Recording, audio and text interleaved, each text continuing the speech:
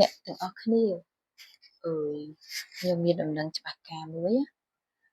អើយនៅស្រុកខ្មែរយើងឥឡូវនេះគឺមានសត្វមួយយ៉ាងណា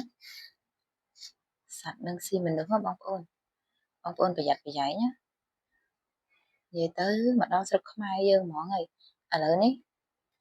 និយាយទៅចូលមកដល់ភូមិខ្ញុំណាសត្វនឹងសាហាវណាបងប្អូនមានត្រូវធ្វើអំពើល្អអី